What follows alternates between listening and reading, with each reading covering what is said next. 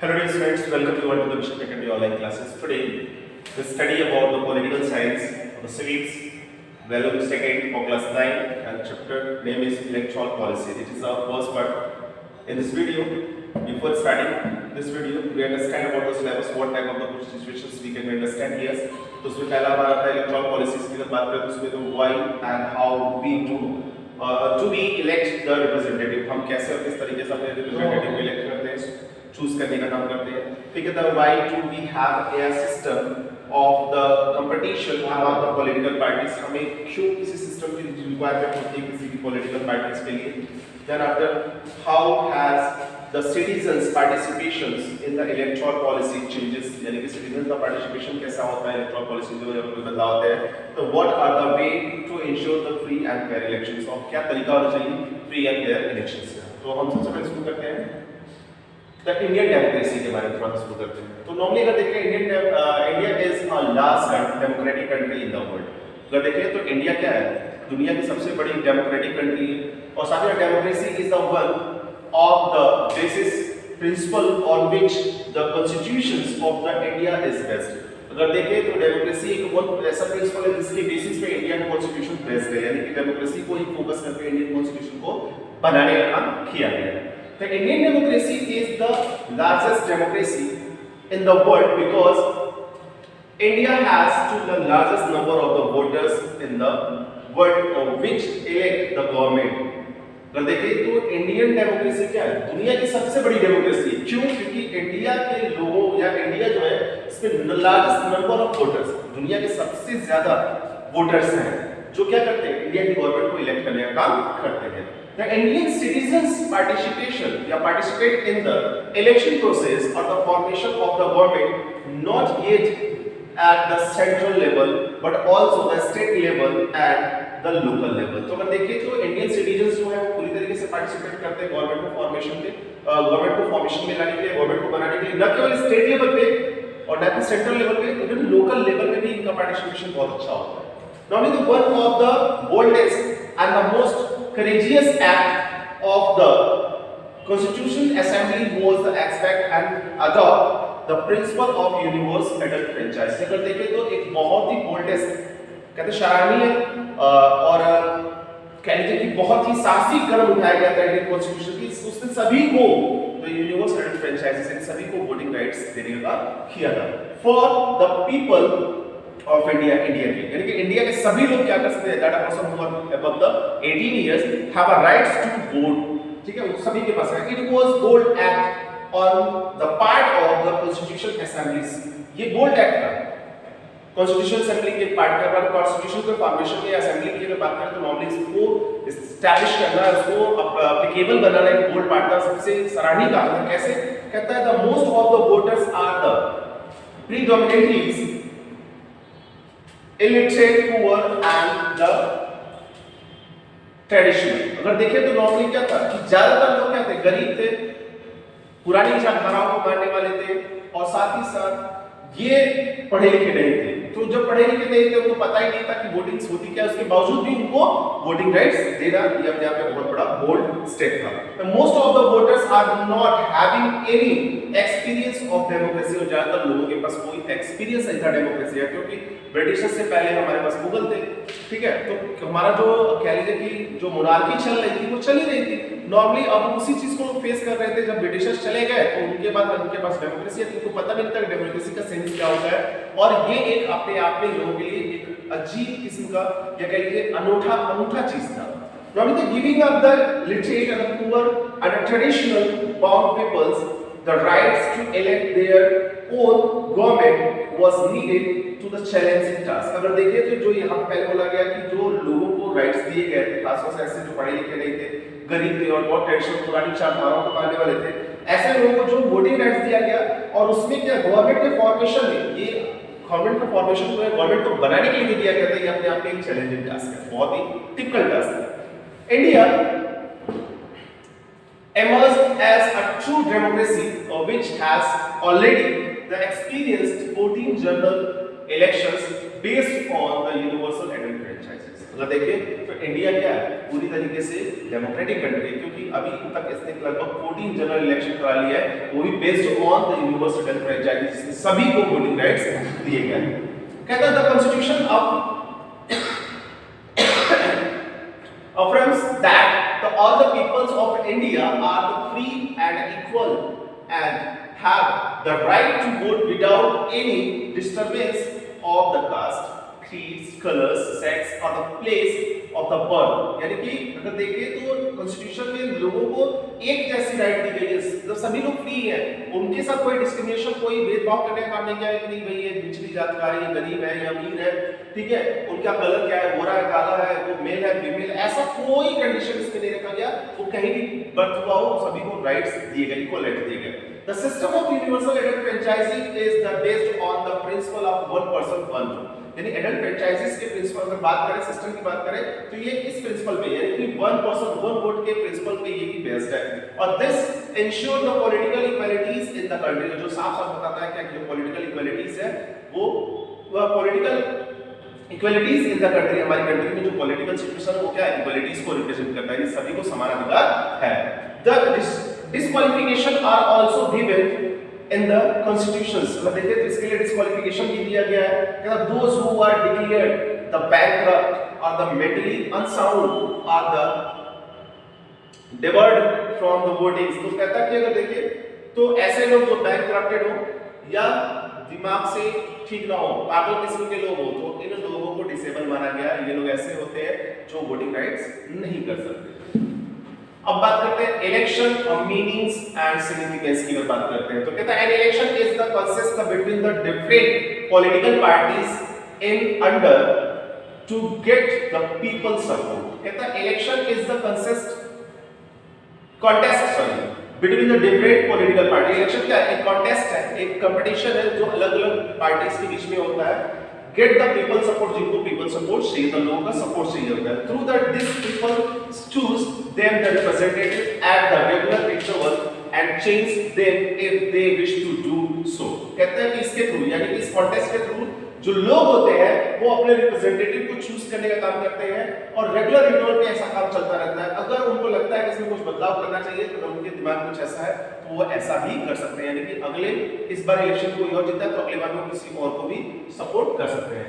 Election is the main vehicle through which the modern representative democratic moves. अगर देखें तो normally तो election क्या है, सबसे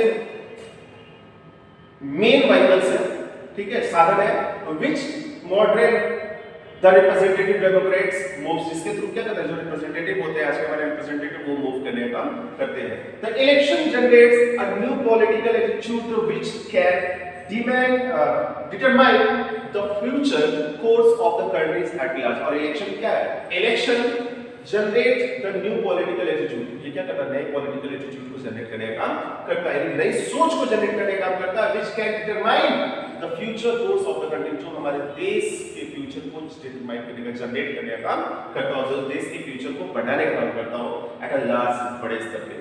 तो हमें कहते हैं election gives the people opportunity to assess the socio economic environment of the country. और यहाँ पे क्या है कि इलेक्शन क्या करता है, पीपल अपॉर्चुनिटीज, हमको लोगों को अपॉर्चुनिटीज देता है to access the social eco environment of a country.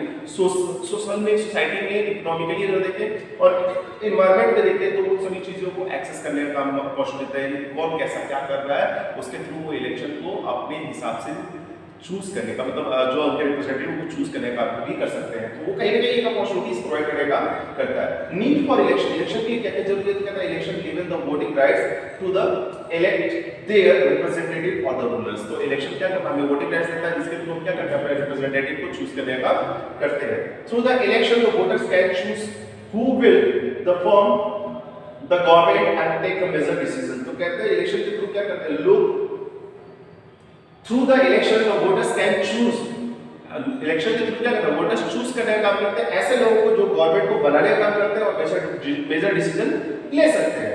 They can choose the parties whose the policies will guide the government and the law making. ऐसी पार्टीज को चूज करने का काम करते हैं जिनकी पॉलिसीज क्या करती है, अच्छे तरीके से गाइड, पॉलिटिकल पॉलिसी जो होती है उनकी जो गाइड अच्छे से करती है गवर्नमेंट को और लॉ मेकिंग होती है और रूल्स एंड रेगुलेशन को जो हमारी चल रही होती है उसको बनाए रखने का काम कर लेते हैं। Election provide the political abilities, और इलेक्शन के थ्रू क्या है सभी को पॉलिटिकल एबिलिटीज मिलती है, यानी कि हर व्यक्ति इलेक्शन में पार्टिसिपेट कर सकता है।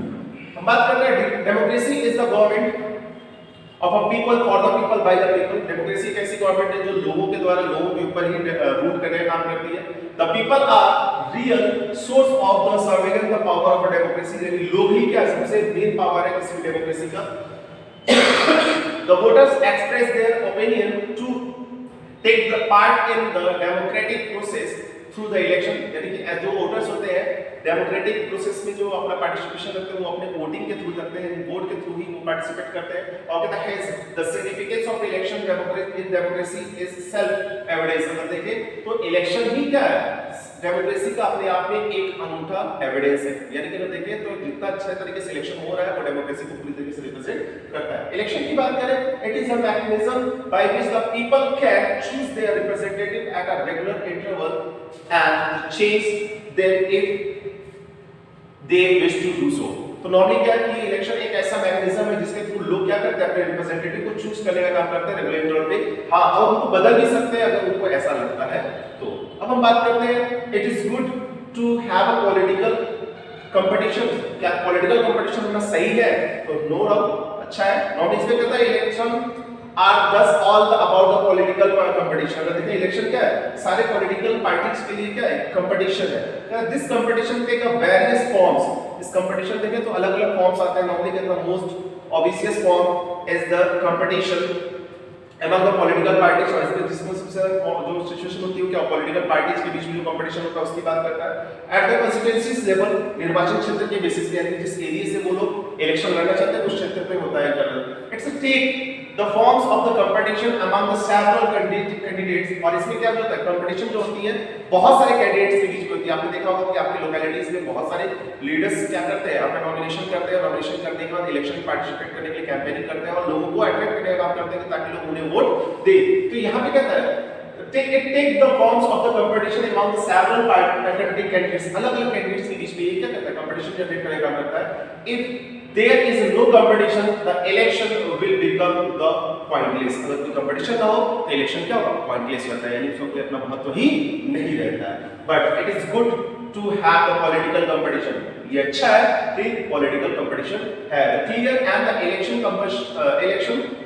Electron competition has been demerits. देखिए तो कुछ डिमेरिट्स भी इलेक्शन कंपटीशन के क्या कहता है, it's create the sense of disunity and the functionalism in every local as it the lead the party political parties। तो सही बात है। अगर देखें तो ये क्या करता है विरोधाभास में आते हैं, एक दूसरे के हम विरोध में आते हैं और साथ ही साथ क्या गुटबाजी में शुरू हो जाती है। गुटबाजी का सेंस क्या होता है हम कास्ट वाइज कहते हैं ये हिंदू है तो इसको देगा, ये मुस्लिम है तो इसको देगा, ये यादव है तो इसको देगा, इस तरह की चीजें हमारे साथ आनी शुरू हुई थी जो इसका क्या डिमेरिट्स है। The parties are candidate often use the dirty trick to win the election।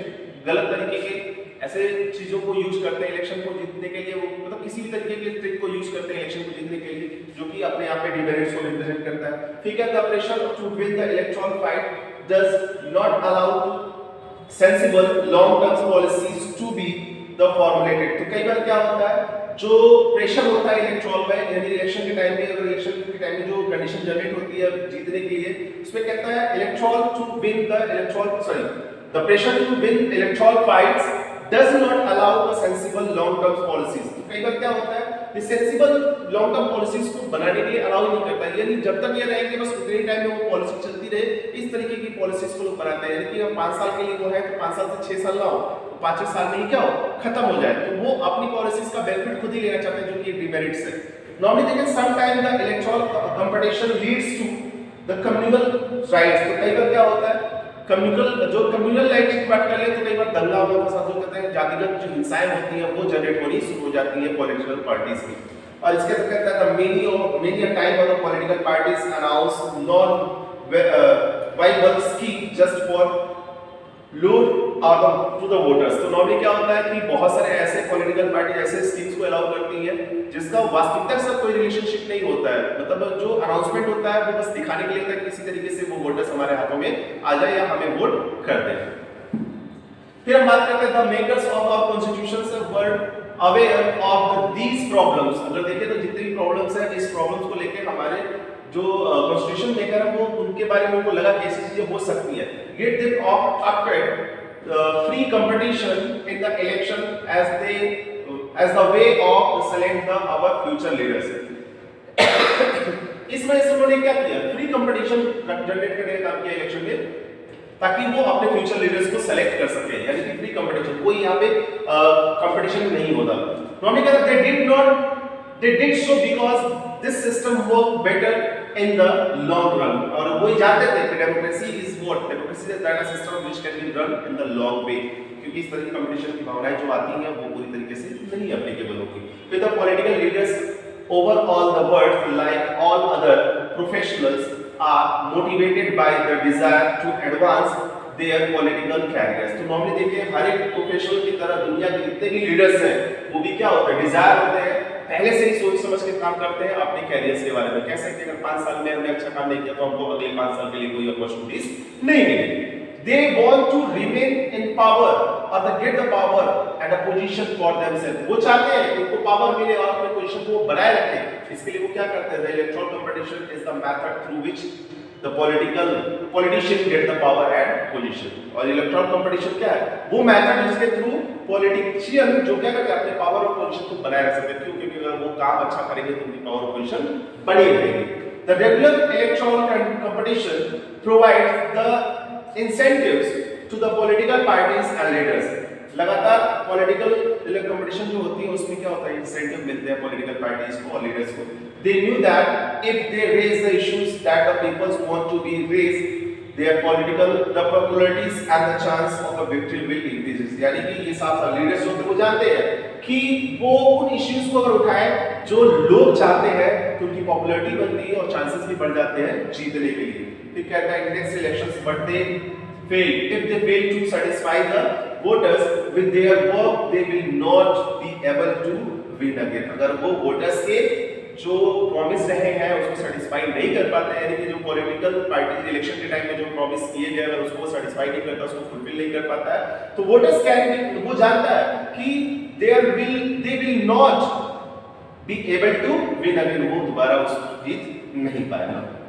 अब यहाँ पे से एक नेता जाते हैं नॉर्मली क्या कहते हैं, भाई मेरे पास योजनाएं हैं, घोषणाएं हैं और वादे हैं। तो ये क्या कहता है, एक सिंपल सा बंदा, मेरे पास वोट है। तो ये सिचुएशन बन जाती है। प्रॉमिस तो बहुत सारे होते हैं वोटर्स को लुभाने के लिए, लेकिन फॉलो कितना होता है आपको पता है। So dear friends, in this video that's all. If you have any technical queries or the problems, you should be consulted through the Google Classroom. Thank you.